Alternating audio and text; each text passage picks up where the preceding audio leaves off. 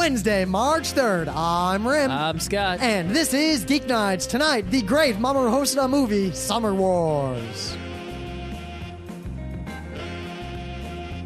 Let's do this.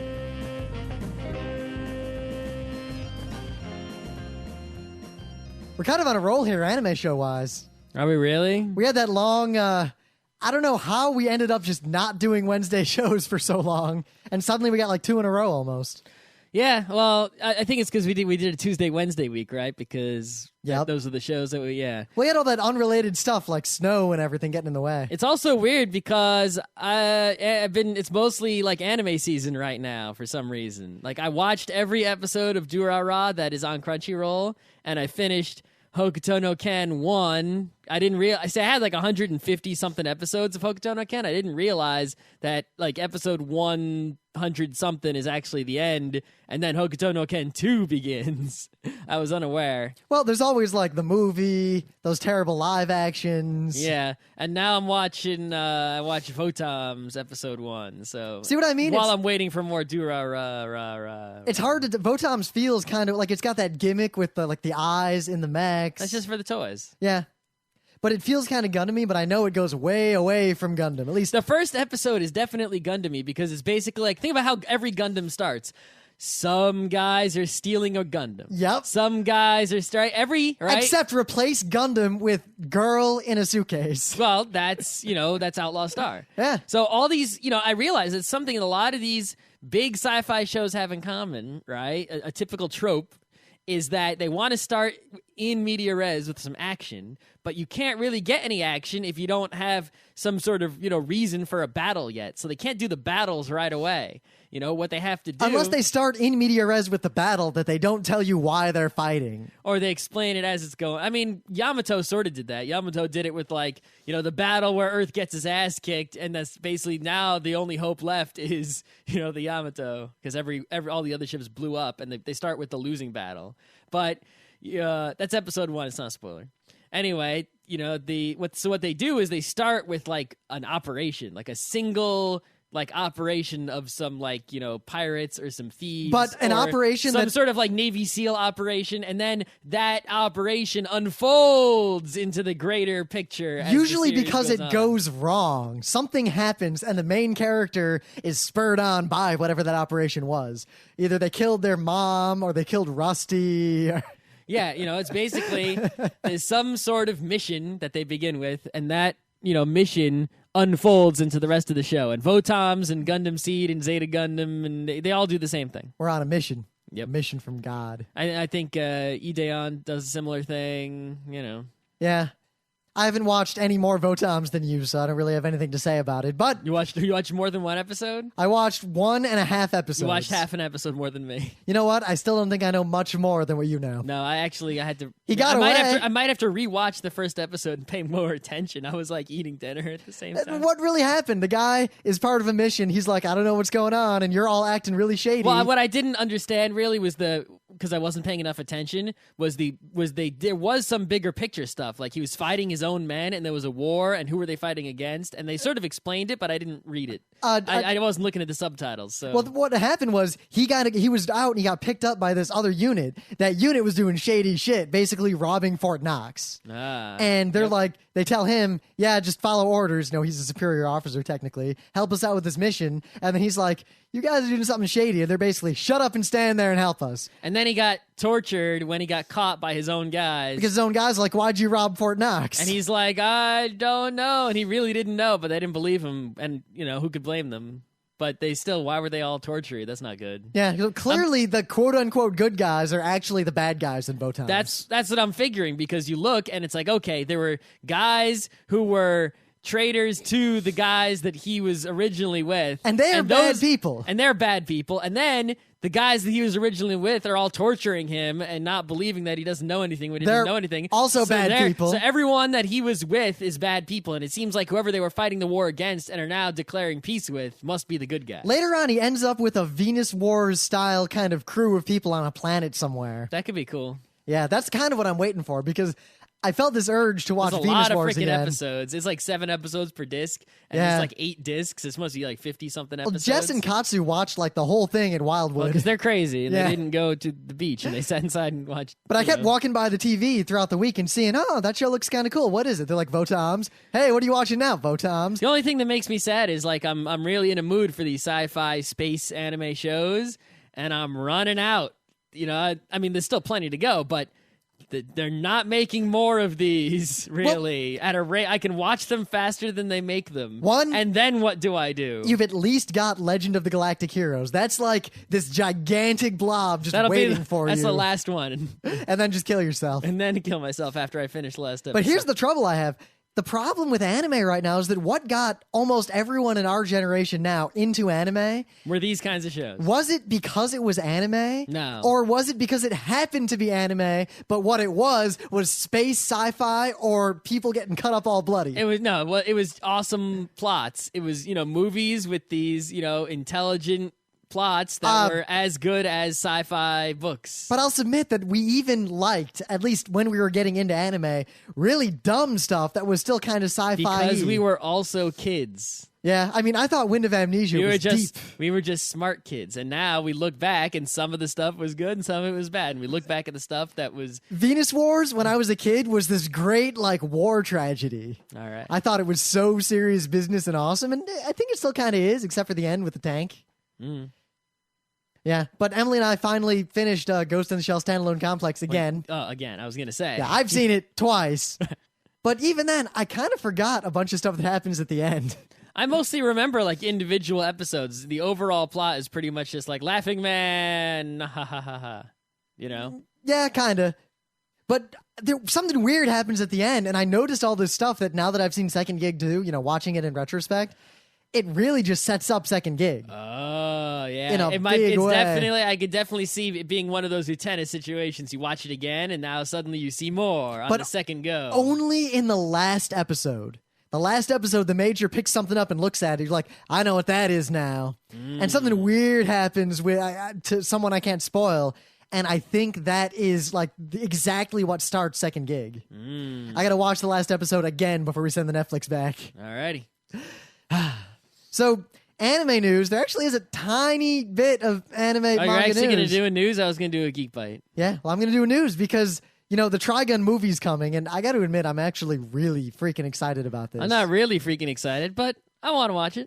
Well, I think my prediction here is that the movie, coupled with the fact that Naito is doing another Trigun manga, there is going to be a resurgence of Trigun fandom, not in Japan, but in the rest of the world. That is very possible. I think it will. My prediction is that Trigun fandom will basically meet its former peak. Trigun will become as popular as it was when it was popular, and then go back down again. And they will make some more money off of it. See, here's the thing: go back down again is what I question. I wonder if because Trigun was really freaking popular, and notice how even today at anime cons, you still see the Wolfwood and the Vosh cosplayers. Yeah. You don't see as many Full Metal Alchemist cosplayers until the new show came out. Trigun is a really good cosplay. It has all the characteristics of what a good cosplay is all about. A character with a distinctive design, distinctive accoutrement. It's a recognizable character. It's the perfect cosplay, so that is why it is frequent.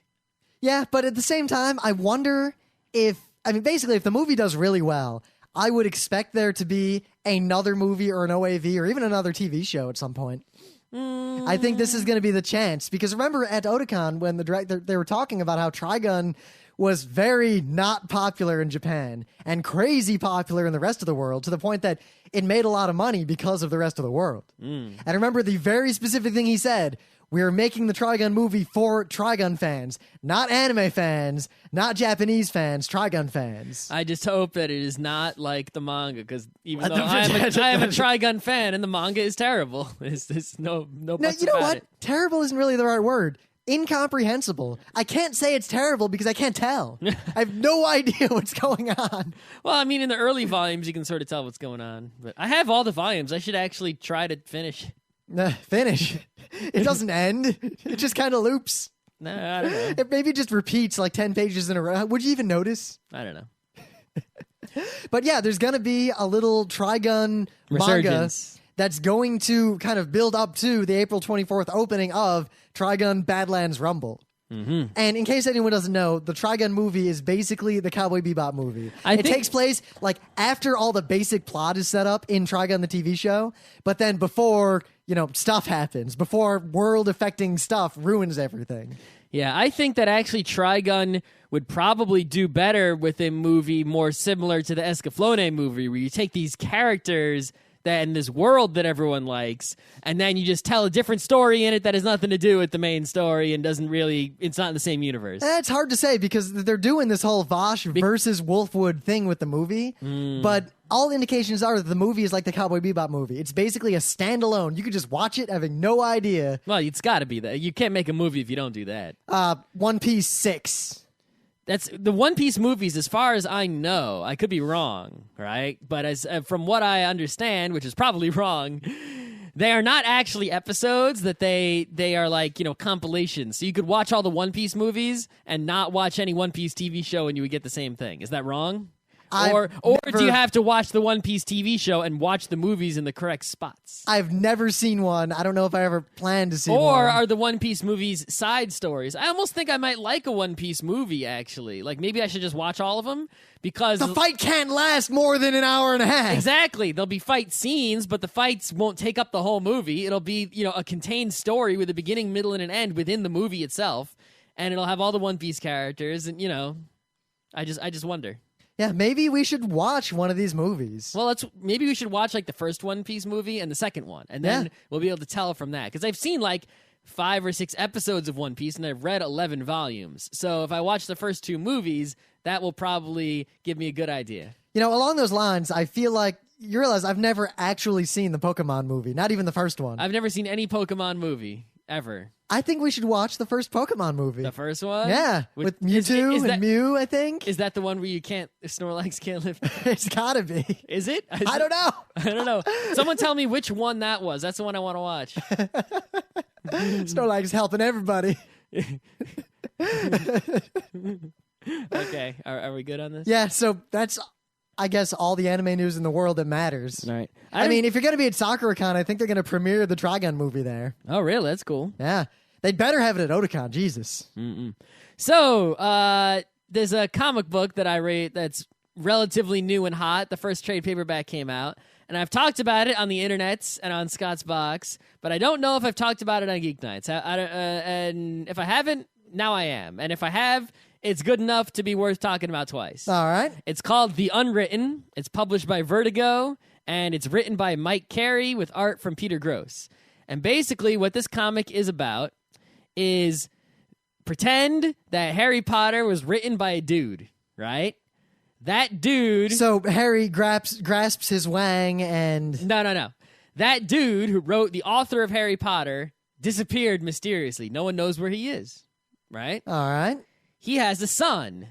The son's name is Harry Potter. It's a coincidence, right? He's not really Harry Potter. It's just the dude's son. The dude made a series of Harry Potter-like novels, and then he named the main character the same name as his son. I think I've looked at this, but I have not read it yet. Yeah, I'll give it to you. And basically, this guy, is now this guy who's the Harry Potter, even though his name is not Harry Potter. His name is Tom Taylor, right? So Tom Taylor, the real dude who has no magical powers whatsoever, he's just basically making a living by going to conventions and signing autographs and, doing that sort of thing. Because, imagine if there was a real dude named Harry Potter and he was the son of whatever that lady's name is.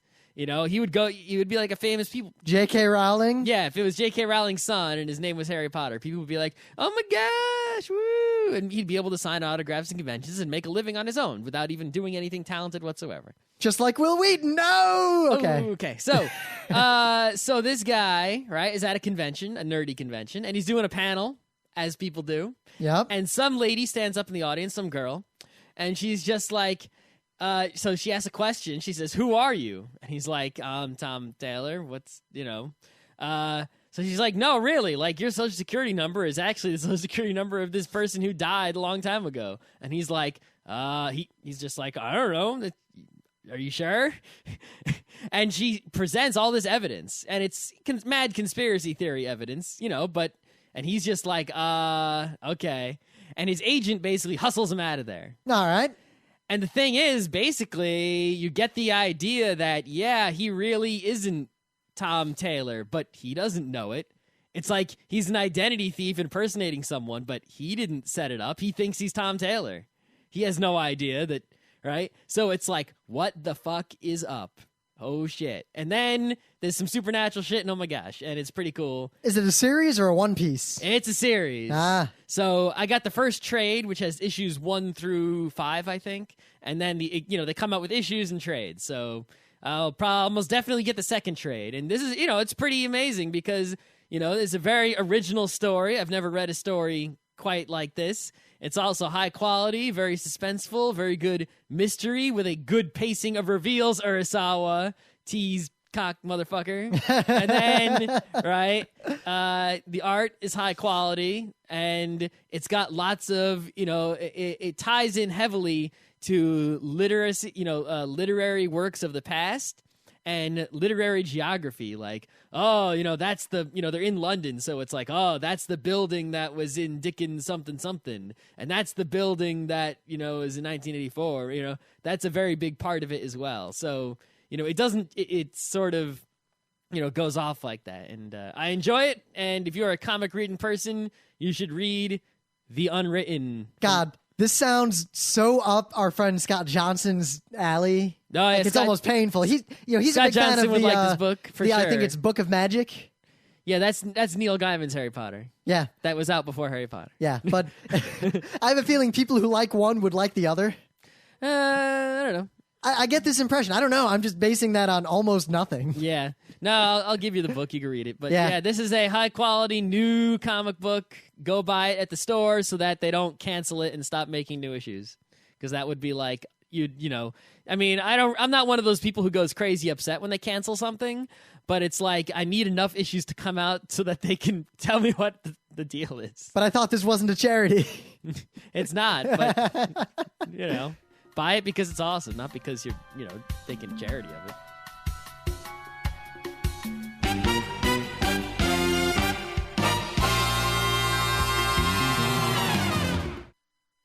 So, things of the day. I got to admit, as I finally start reading Astro Toy on a regular basis, I'm surprised to find that there's a new guy doing it as of this most recent Astro Toy. Is Krauser still in it? There was no Krauser. Uh-oh. However, I can understand why there would be no Krauser. I mean, you wouldn't want Krauser to get hurt when you're reviewing Duke Togo himself. Oh, shit. Remember way back on the show, I talked about this. It's the Duke Togo figure. And the Figma, right? Yes. Yeah. It's my thing of the day for 2 reasons. Okay. One, I did not realize that he comes with not 1, but 2 suitcases. One has all the spaces in foam for you to put the pieces of his gun that assembles on its own. 2, the other suitcase is full of $100 bills.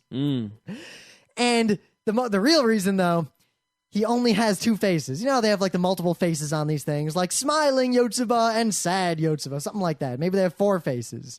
Duke Togo has 2 faces.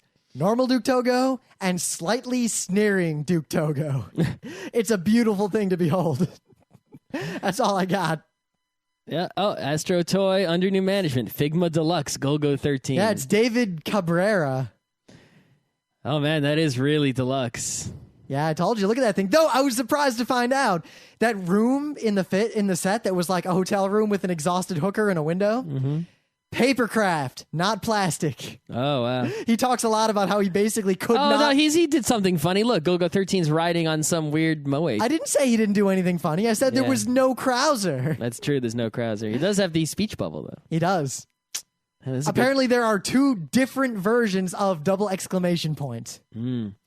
This is a good toy, it looks like. Yeah, I almost bought it when we were hanging out the other day in the city. I just didn't. Maybe I should. What are you going to do with it? Put it somewhere. I would buy it if I was going to make stop motion animations with it. Otherwise, it sort of just takes up room and money. I don't know. I could put it like next to my it's humorous. It's humorous, but that's the same reason I didn't buy the Hokuto no Ken figure of the guy getting, what-tad and exploding, because it's like, that's freaking awesome.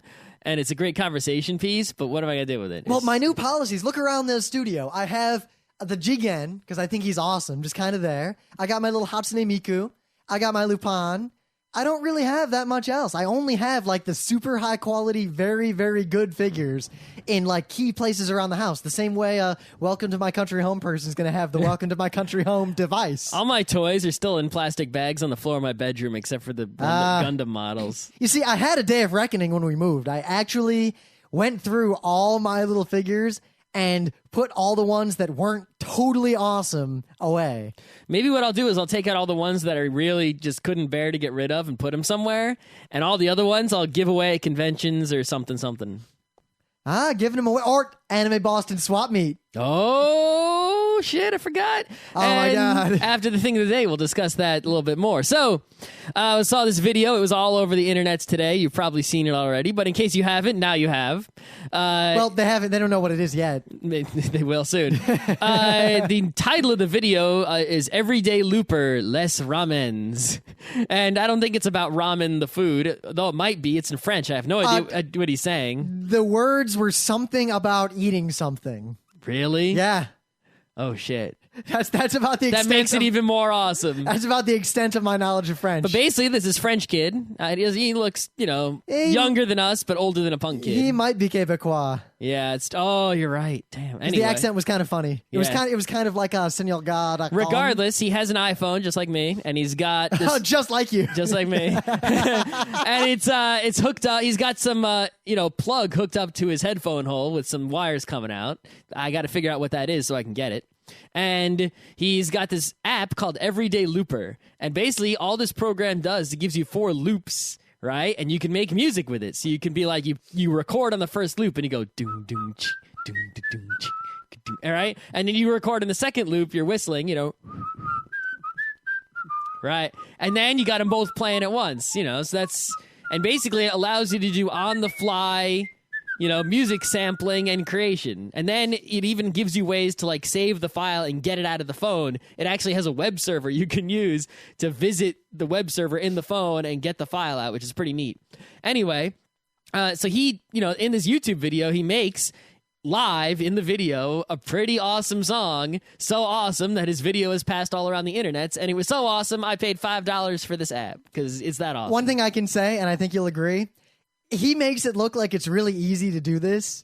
Not that easy. Also, you have to do it in a place that's quiet, and that plug with the wires he has connected to it is helping him out a lot. Oh, you need that. You definitely have to have a real microphone. Like trying to do it with just holding it up to your head like it's a telephone, not too easy to do. It's going to sound like crap. Garbage in, garbage out.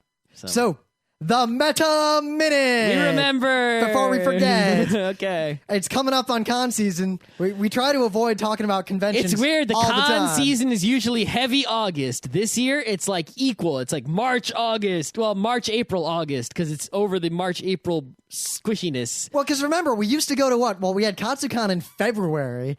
Fail. Then we had a long break, and then it was like May, July, August, shit, and then we're dead. And then we ended everything with PAX. Mm-hmm. But now, there's 2 PAXs, and we dropped Katsucon because of all the fail, and we consolidated, moved around, and now we got Anime Boston. So basically, our conventions are PAX East, Anime Boston, Otakon, PAX West, New York Comic Con, New York Anime Festival, New York Anime Festival Combo, and Kineticon. And, like Zenkai Con because our friends run it, and stuff like that. The Zenkai Con. I forgot about that. But that's when easy is that? I don't know. It's easy to do, though. Anyway. When was it last year? You don't remember? No clue. When did we do it more or less than 6 months ago? I don't know. So, are we that old? I was not living in New York at the time. It wasn't cold. New York City. It wasn't that cold. You're right. It was sunny out. Yeah. I don't know. Could have been fall though. How'd we get? I think we took your car. We did take my car. Yeah. Because he had board games in it and such. And we watched the Prince of Tennis musical. That's right. Okay, so this Meta Minute, we got to remind... PAX East is at the end of this month. It is like March, the last weekend in March, so March 26th. The schedule is now available. We are doing 3.5, 3 and 1 asterisk panel. Yes, Beyond Dungeons and Dragons, Losing Should Be Fun, Beyond Candyland, fanatical devotion to the Pope. And Action Castle, which is actually Jared Sorensen, not us. But it doesn't matter. It's Action Castle. And remember, Action Pretend Castle... it's us. Action Castle is going to be one of the best things at PAX East, which is saying a lot. Action Castle. You're not allowed to say it any other way than that. But more, no one could see what you were doing. No. We're not doing a video show yet. We'll have to. Dude, I wonder if we could do Action Castle on Ustream somehow. But how would people line up? We'll figure that out. I'll try it. We assign everyone a number. Yeah. And then no one else is Maybe allowed to join. I'll look at the list of participants in the chat room, and I'll only pay attention to the person who's next in the list. Or you just pay attention to whatever gets typed next. No, because it would flood. And then the game, you crash, and you force the people to self-organize. And you add this meta element. Anyway, Action Castle will probably only take half of the panel time. Last PAX, the other half of that panel, me, Scott, and Jared did a... it was weird. We did this like ad hoc Q&A, and I've noticed this before. Remember, whenever we've done kind of panels at the last minute, like when we did that Advance Wars panel at Otakon that one year. Oh, God. We are not experts at Advance Wars. We're just some guys who Otakon is like, we need another panel. We're like, we'll do one on, how about Advance Wars? No, well, I mean, we gave them so many suggestions. Advance Wars, which was the most crab people of all of them, is the one they picked over many better choices. Yeah, but we did it, and people, because we were at the front of the room, sitting behind a table with microphones, people asked us the kind of questions that they should be asking, like, the guy who made Advance Wars. Yeah, it's like, I don't know, why are you asking me? Yeah, I didn't write the code, but... The same thing happened here. Like, we're just three schmucks. I mean, no one in the audience really knew who we were. Action Castle was, for the second time in a row, the secret event at PAX. It's not a secret anymore. It's gonna be so unsecret this time. You know what's gonna be secret though? Jungle Adventure is gonna be the secret event. There may well be a secret event. I'm working on that. But instead of secret to everybody, it's pay me for the door. Ooh. All right. So, but we basically just did this Q&A, and who are we? Three schmucks. People asked us some pretty crazy questions and seemed really interested in the answers. So I don't know if we'll be doing. Technically it's Jared's panel. My goal, we'll let him go full on. What I want to do is I want Jared and Luke Crane to do at least the mini version of their games as mind control panel that PAX didn't want for some reason. Yeah, I got some stuff to say about some related topics. Yeah, so we'll figure something out. So something will happen. Next Tuesday show. Yes, Action Castle is going to be crazy. Something else is going to happen after Action Castle that will also be crazy. And if enough of you are at PAX East, I know we have more East Coast listeners than West Coast listeners, we'll make something additional cool happen at some point. And Anime Boston, go to it. It's going to be an awesome anime convention. April 2nd and 3rd and 4th, the weekend directly after PAX East in the same building. Nobu Uematsu is going to be there. Oh, yes, shit. That Nobu. I don't know what Otakon's... As in music by Nobu. I don't know what Otakon's going to do to compete with that. Yes, you do. Your staff. You know exactly who Otakon has. Yeah, but that's not going to be... It's not beating... That doesn't beat Nobu. I mean, that's great, but it doesn't beat Nobu. Here's the trouble. Here's the one difference.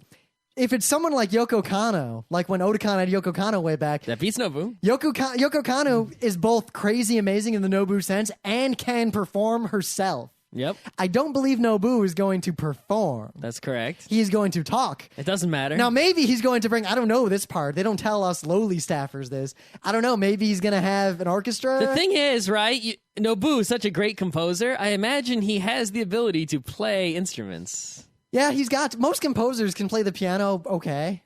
Yeah. At least. Yeah, it's, so he can definitely do something. Regardless, it's Nobu. And it's right now, it's looking like Anime Boston is like ahead of Otakon when you look at, the Nobu. It's like, well, Anime Boston is currently winning on the scorecard. Well, I think the reason is, and this is going to be really, really meta. It's the meta minute. It's the only time I can get away with saying stuff like this.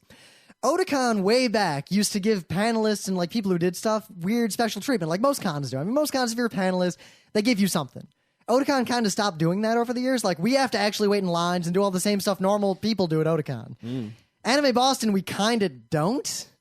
So we have this really skewed perspective. Like, we didn't have to worry, are we going to get into the concert in Anime Boston? We basically just walked in and sat in the front.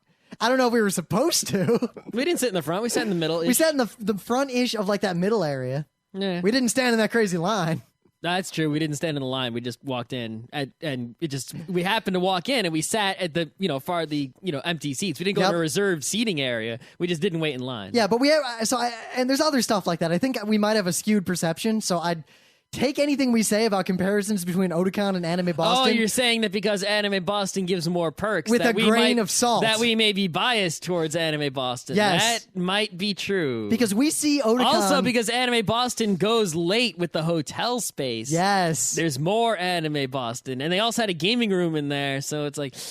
Yeah, we have a really weird and skewed perception between the two cons. That's true. But if you look at just the guest scorecard, Anime Boston is winning. Depends. If you scale back, like if you look at the last several years, Lark. I'm talking about this year. Yeah, this year, but only. Otakon's track record is still like far above and beyond. I did not say it was not. I said this year so far, Anime Boston guest scorecard. Nobu is worth so many points. Otakon is not winning on that, row on the rubric.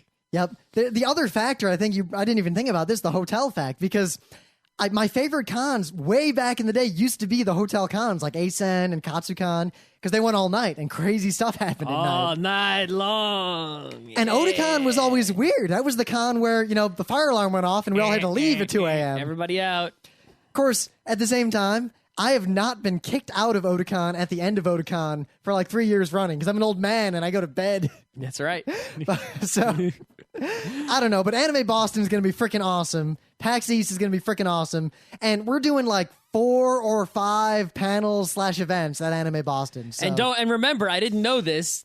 Anime Boston has a swap meet. So if you have mangas, DVDs, video games, board games, toys, any stuff that you want to get rid of and trade for other stuff, bring it to Anime Boston, because I did not know they had a swap meet. And I'm going to bring a whole bunch of stuff and trade it with me. And the thing that's weird is it seems like a lot of... Oh, shit, I keep forgetting. We're at swap meet at Kineticon no matter what. Yeah. Don't forget. It seems to me that like a lot of people at Anime Boston go to the Anime Boston forums and trade in advance. And I'm like, well, what's the point of a swap meet then? It's like, the point is that, right? So I'm not going to post anything in the Anime Boston forums. I'm just going to show it with my stuff. So here's the thing.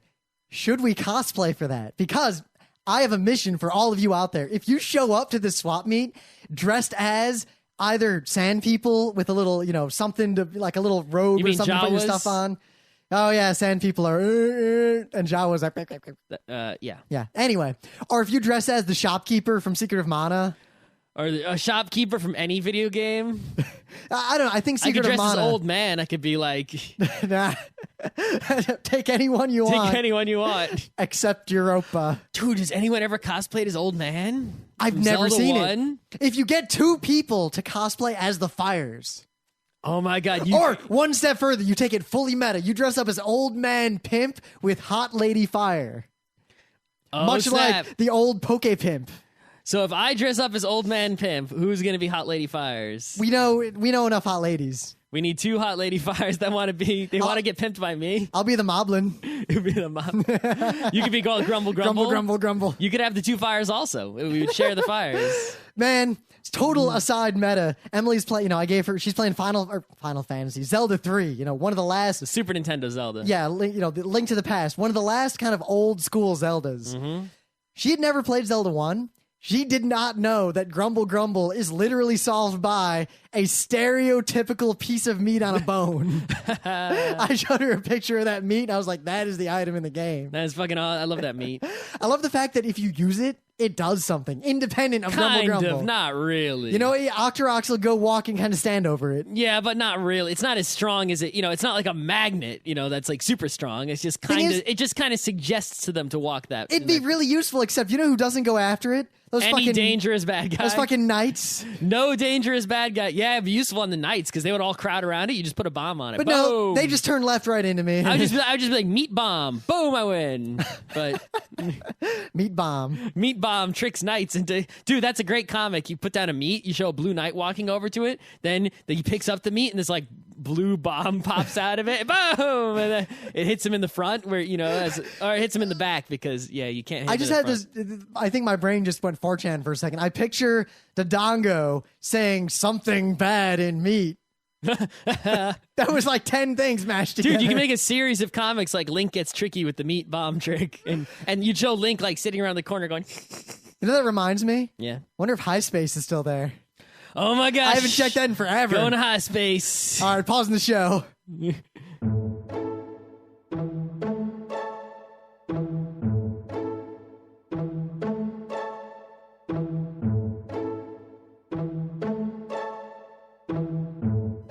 Wow, that just reminded me how much I love High Space.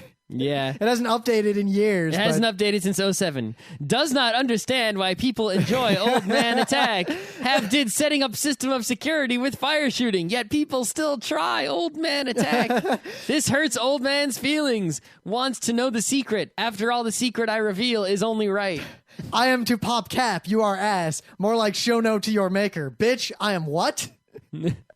Oh, error. I love you almost as much as I love Bagoo. If you are address typed in address bar, you are check if it is correct spelling. You are High Space page if open, then you are want links of information. I note that Dodongo does not smoke. Okay, so about me, am humble. Spectacle is an entrance to death. So are we done here? No more meta? We're done. Let's get on with the show. So, the other weekend, the Children's Film Festival in New York City, which gets Children's International Film Festival? Yes, which the thing I can say about it that always amazes me and almost bothers me a little bit, every year, if you take like all the movies that are released, and then you have a subset of that, all the movies I care about, most of them end up at the Children's Film Festival. Well, I think that's because, we care about animation more than we care about live actions, right? And the Children's Film Festival is primarily animation. And what's really weird is they don't show hentai or anything, but there are some animations that they show that are like, hey, this should be for like 16-year-olds and stuff. See, I disagree. I think that they show a lot of things that are just fine for very young kids. They're kind of edgy and they're good. No, but they actually say in their program, like, only 16 and up should watch this.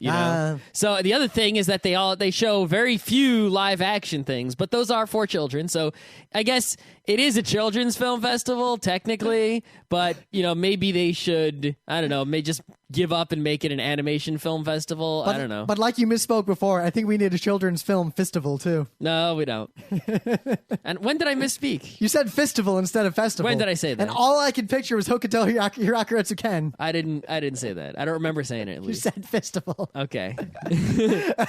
That would not be appropriate for the festival. But we went to one, we usually go to like one thing. Last year I went with Emily and we watched, or was it 2 years ago? I forget, but The Girl Who Let Through Time. And this year we went to see Summer Wars, Mamoru Hosoda's movie.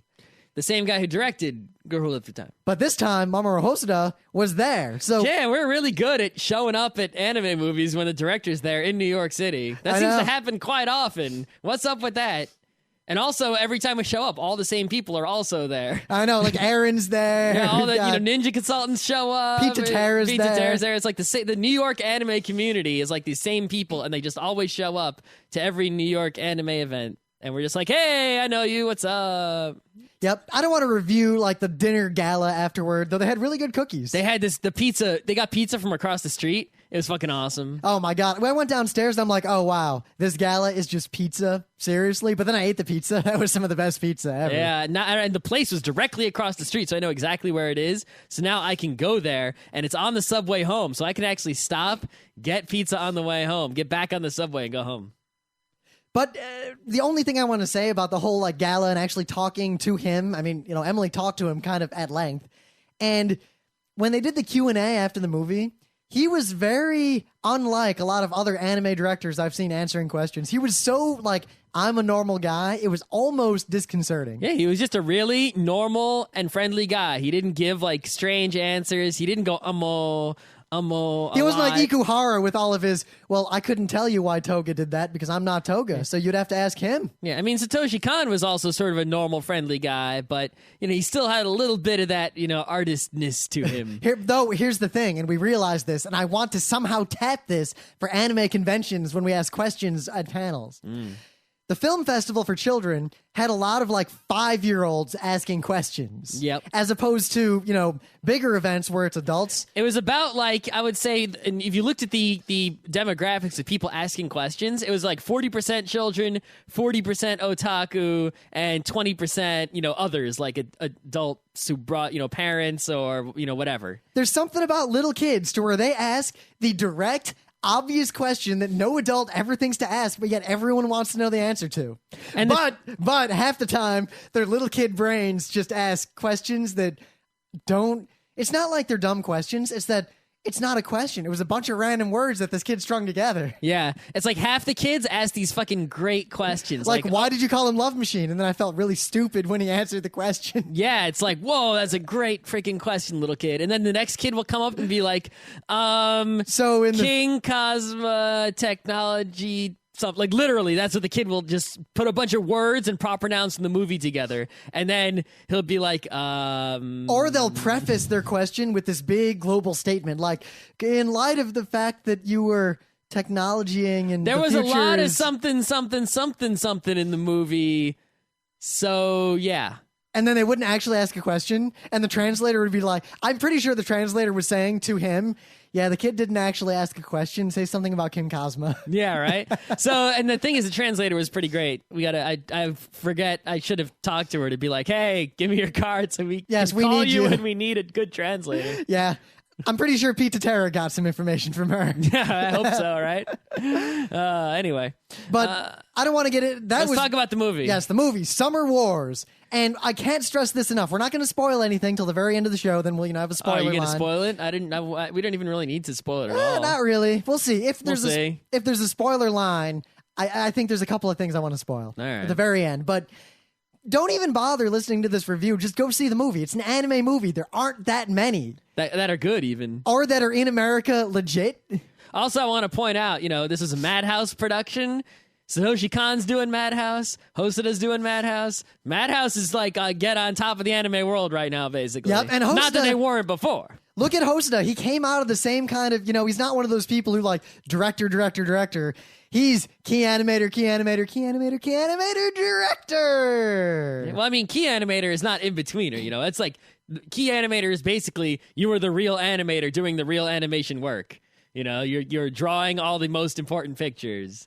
So It's not like he was a nobody. He was doing all the real, hard, important grunt work, and then he just kept doing it and kept doing it and kept doing it, and he made the connections and he networked, and then he got a directing job, doing like didn't he do like Digimon movie? He did the Digimon movie. Yep, and then from there, it's like, well, you did Digimon movie, now you can do real movies, and now, all right, you're good.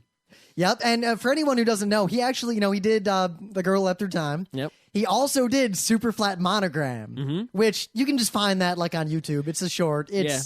It's very Murakami. Duh. Well, I mean, Summer Wars is also very Murakami as well. Even though I don't know if Murakami actually had a hand in it, but there was a lot of things that there is no debate that they are super flat. I think Hosoda, the world of Oz is super flat. There is no questioning. I think Hosoda just really likes super flat. Yeah, why not? It fits. I like super flat. Yeah, he only used it like in the land of Oz, where it was incredibly appropriate, and he didn't use it like out in the in the rest of the movie, and it actually created this really nice contrast. It did. I enjoyed both parts equally. But anyway, the Summer Wars anime movie has a pretty good like hook plot. It's basically this cute girl, high school drama, summer kind of typical anime movie, comes into these two nerds who have this kind of, they're doing their summer job. They're basically, their summer job is like taking care of like the virtual world. They're like, they got like internships at the virtual world. They're just doing like low-level maintenance work. And she's like, I need someone to do a summer job for me. And they're like, we already have jobs. And she's like, you'll basically come with me to my grandparents' house. And one guy's like, I'll do it. And she's like, the other guy's like, they like fight over it. But they fight over it, yeah. Basically, she hires this guy to do some unspecified job with her and ends up taking him out into the mountains where her family lives in Ueda. In a gigantic mansion. Oh, shit. And the movie just escalates from there. Yeah, when I saw the trailer for the movie, right, I thought that it was... I didn't realize it was so much about technology. I thought it was going to be one of those, like, having fun in the country sort of summer camp feel good things, which appeals to me a lot. I thought it was going to be like, people playing flag football or whatever, and having a good time in the summer. See, I didn't get that. I got this more, I don't want to say chocolate wars, but this kind of like... I didn't think it was going to be like chocolate war at all. But I expected this weird, like, high-level feeling conflict that occurs on a very low level among kids out with families. I don't know. But anyway, it did have some of that, though. It did have some of that, go to, hanging out in the, in the country during the summer kind of feelings. And I like those feelings. But the real plot is independently, imagine a real future, from this point where MySpace and WoW and all these things kind of converge. Facebook and Second Life make a baby, and every single thing in the world is on that. People don't use websites or email. Like, that is the internet. This Facebook and Second Life had a baby, and that is it. Everyone just uses that on their cell phones, on their DSs, on their computers, on their TVs. Everyone just, telephones, interfaces directly through the Facebook Second Life thing, and they call it the Land of Oz. But that thing, independently, is super flat Murakami all the way. Which is really weird, because it's like, there are banks doing business here, and it looks like fucking Murakami. It's like, really? I don't know if I can buy this. But I love how the movie opens with that whole, like, sequence about, like, welcome to Oz, make your avatar. They, like, make a couple avatars, the little monkey. And, yeah. And, they show you a lot about this world. There are so many different, like, crazily different cool avatars. It really kind of pulled off these are all real people, like what it would really look like if the internet looked like that. Mm-hmm. And the plot of the movie is basically that this kid, he's up in the summer camp, and someone texts him now. Well, summer camp is not a summer camp. Texts him this weird, like, math puzzle. So he answers it. And he's like, he was a math genius, basically. And he kind of accidentally, by answering this question, hacks the whole internet, and then just things go crazy. Yeah, if you are a I just read this book, Damon, which was written by, like, a network technology specialist, like a guy who actually knew about computers. So it was really great to read a novel that was actually, technologically accurate, as in, it did not offend me by just making up all this computer shit that wasn't real. It was actually, like, real computer shit. Summer Wars is not that. Summer Wars just makes no sense if you know anything about computers. Here, if you're a technological person, it's basically... This kid was able to find the two prime, like, factors of a large number. Yeah, it's like, no. Not really, sorry. But the movie is just this great kind of parallel where there's this conflict in the, in Oz, in this meta world, but there's also a conflict in the real world, and there's this third conflict, the baseball game. Yep. And all the three baseball of them, game is just sort of like this metaphor that they keep cutting away to. Yep. But all three kind of track parallel, and you follow all of them at the same time to this final end conclusion. And it's a romp. It's just great.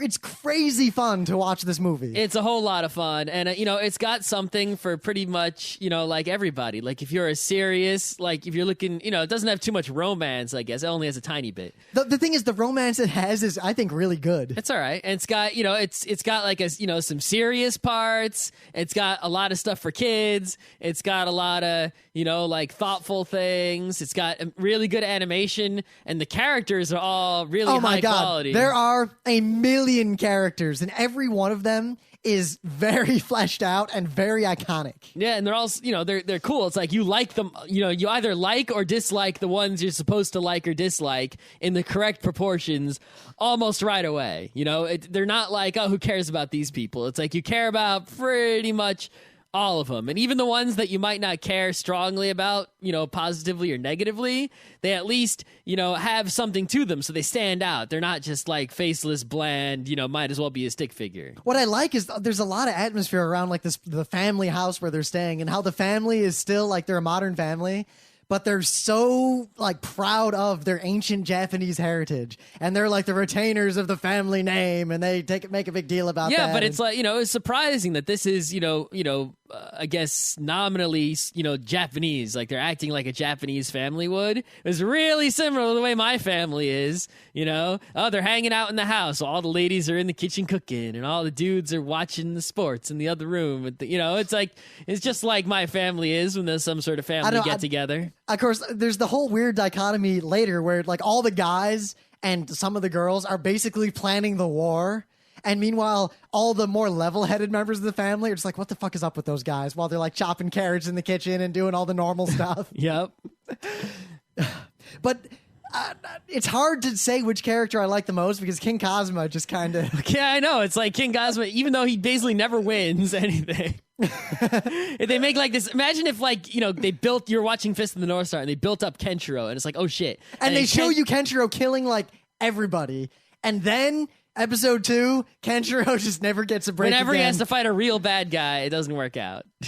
But it doesn't matter because he's still fucking awesome. King Cosmo is way cool. Yep. No, but the grandma is also way cool. The grandma is basically a Gekiga hero. Yeah. In every sense of the word. You know, and I really like, you know, all like, you know, the firefighter and the policeman. Oh, the fishing uncle with the squid. The fishing uncle with the squid. His boat. Basically, there's just this array of uncles, and the uncles are all like firemen, EMTs, policemen, all this sort of stuff, and they're all really awesome. Well, that's the thing. The family's so big. Everyone in the family has some crazy thing. Like their thing. There's the SDF secret guy. Yep. But even the bad family traitor is kind of cool. Wabiske. I like his character design. He kind of reminds me of the guy because from... he looks like, you know, an evil guy. You know, the visual designs of the characters do a really good job of looking like real people and also matching the personality of the character. And then the avatars of the characters in the world of Oz match the personality and look of the real person. Yeah, you're right. Like every character is so iconic of their personality, but then their avatar is the same thing. Yeah. I like the sports girl who basically doesn't care about any of this and is just trying to watch the stupid baseball game. One thing that really gets me about this movie that I'm still trying to figure out is how they got away with so much trademark infringement. Usually when you watch like a US movie, right, and they're drinking soda, it won't be Coke or Pepsi unless Coke or Pepsi paid for product placement. It'll always be like, you know, Cola X or something. You know, they'll just make something up to use in the movie. They won't show any product logos or anything. In Summer Wars, they show this girl is wearing a Red Sox jersey. Drinking right? Dr. Pepper. A real one. They're drinking Dr. Pepper. Real iPhone. The real iPhones and other cell phones from Japan. Real brand names on, you know, the televisions and all these sorts of other devices, right? I guess the Dell computers. He has a Dell laptop. It says Dell on it. CNN is on the television. It says CNN, not like GNN or anything like that. Here's the thing. I like this. I like this a lot. I wish more movies did this if it was just real. I also wish, because then it doesn't stand out like a sore thumb and take you out of the movie. But because other movies take you out of the movie with it, I was taken out of this movie with it because I was like, how did they get away with it? Why didn't they get sued to all fuck? I thought that at first. But then there's no way Apple and they had Windows 7. The computers had Windows 7 on the desktop, literally. King Windows Cosmo made me logo and forget. everything. King Cosmo just made me forget. Yeah, King Cosmo is the fucking shit. Also, the whole thing at the end with the Hanafuda. Yeah, Hanafuda is I still don't know how to play Hanafuda, and I tried to learn at Zenkai Con because I read the rules kind of. It looks like a stupid game, to be perfectly honest. Probably, but it plays a major role in this movie. It is used to proper effect in this movie. Yeah, it really didn't matter what game it was, you know. Yeah, but I like that it was Hanafuda because it's like an old Japanese traditional game that was the traditional game of the family, and then it matters in the end. Well, I mean, you know, that also reminded me a lot of my family. You know, as we have all these games that we would play. Like my family likes to play Michigan Rummy, which is also a crap game. Oh my god, Michigan Rummy, right? Which is also terrible. Scott, I'm from Michigan. I know. Right, so I'm sorry. It's terrible. So there are other games we played though, like Rummy Q. Rummy Q is pretty big in my family. It's also a terrible game. Nah. But it's like that the game has a special traditional sentimental value in the family. So the fact that their family had Hanafuda as their sentimental game, it was like I could really identify with the family in this movie pretty strongly. And I think that actually because of that, I think that my actual family will probably like this movie a whole lot. I think when it comes out on DVD, they'll probably enjoy it. This is another one of those anime movies where I cannot picture the kind of person who would not like it. Like if you want to get a moderately close idea to what my family would be like at like a birthday party or Thanksgiving or something, you watch this movie and minus the world-changing computer events in the world of Oz, it's pretty close. As close as any movie's gonna get, I think, ever. I got to say though, I really like Natsuki, the main character too. He's pretty good because he's no, that's Kenji. I'm talking about the girl. Oh, the girl. Oh, you think the girl's the main character? Well, the girl and the guy are both I think the guy's the main character. I don't know, the girl is like, the supporting, like, number 2 character. Look at all the cover art for everything, and the girl is the front. Because remember, she's the one who kind of, like, picks up the flame of the family and becomes like she's going to be exactly like the grandma was. That is true, is that she is perhaps the central character in the plot. She's the linchpin. But it is told from the perspective of the dude. But that's it.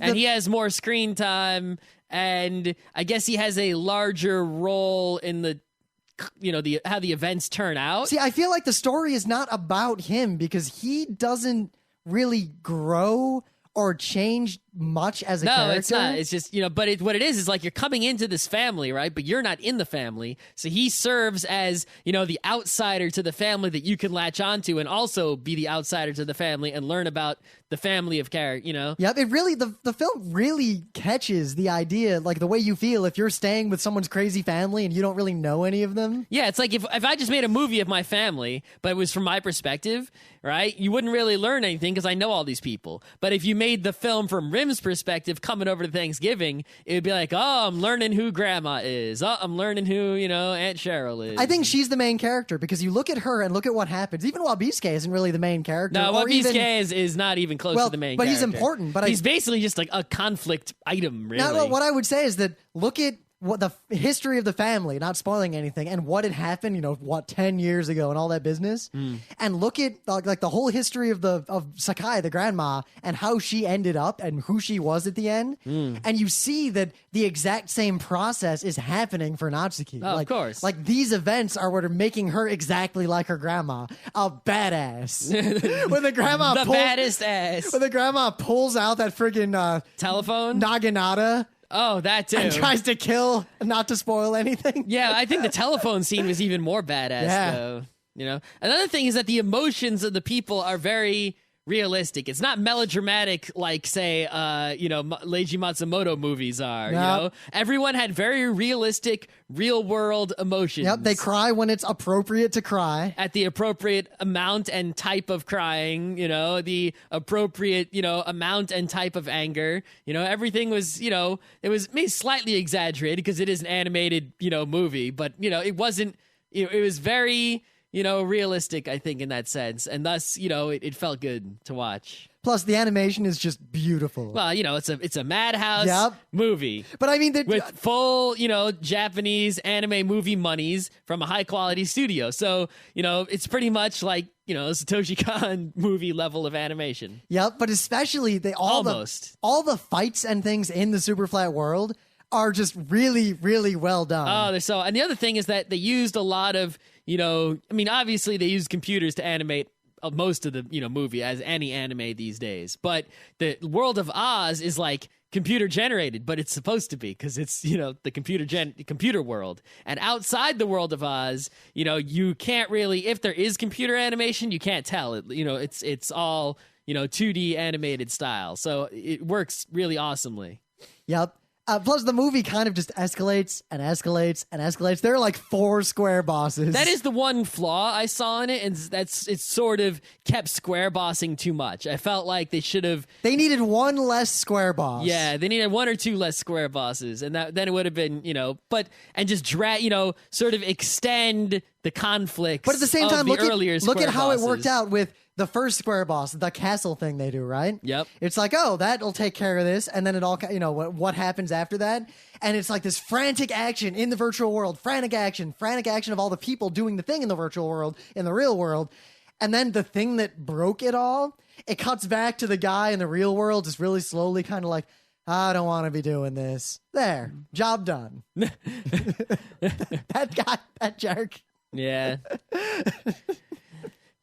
Anyway, is there anything else to say about this movie? I don't know. This movie is great. The music was, pretty good. It's not like I'm going to get the soundtrack or anything because I can't even remember any song from it. But yeah, but you didn't remember any songs from Giant Robo, which has one of the best anime soundtracks in the history of anime. But I do remember that while I was watching it, that there was some music that I enjoyed. I just don't remember what that music was. So, I'll give it a B+ on the musics and such.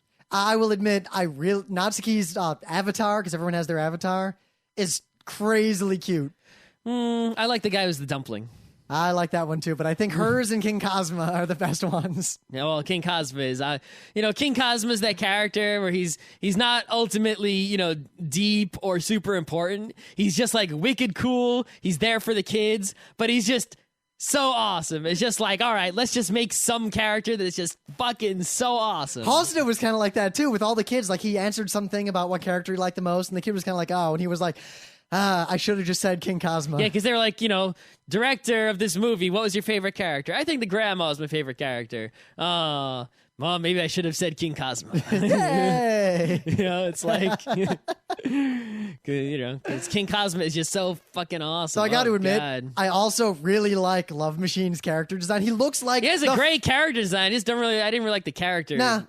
Except when he was griefing everybody, he was kind of doing it the way that like 4chan kids would. I actually people. liked the Love Machine better before he transformed. While he was still like before he transformed, while he was still stealing Kenji's character, that was really fun, that part. Well, there's the 3 levels of him. I mean, there's the demon at the end, big black thing. Ooh. Oh right, square boss style. He was creepy when he was just stealing and kind of comedic, but then he basically turned into the bad guy from a fighting game. Yep. All right. I don't even think go see Summer Wars. It'll be on DVD eventually. Girl Who Leapt Through Time is on DVD in the U.S. Summer Wars will almost definitely be on DVD in the U.S. eventually. Yep, there's no reason for me to spoil anything. The final thoughts I would have to say about this movie are 5 minutes worth at most, and frankly, there is no one who will not like this movie. If you find them, let us know, because there's something wrong with them. This movie is just great. Yeah, I'm not going to tell you that it's the best movie ever. Oh my gosh, Citizen Kane, Akira, Paprika. Yeah, Ghibli level. I don't know. I think it's about the same as Paprika in terms of qualities. It's that kind of. It's like a Tokyo Godfather's quality, like exactly the same awesomeness, same feeling, same like romp ride through just this fantasy awesome adventure, start to finish. It's like if I was giving numeric scores, it would give it the exact same numeric score of awesomeness, and it would be a high score, like at least 9 out of 10, as Tokyo Godfather's got. So. Summer Wars is good. Go watch it by whatever means necessary. And of course, if you like it, I'd recommend checking out The Girl Who Leapt Through Time, which is very, very similar. Yeah, I still haven't watched it. Really? Yeah, I'll get it. Oh my God, you have to see it.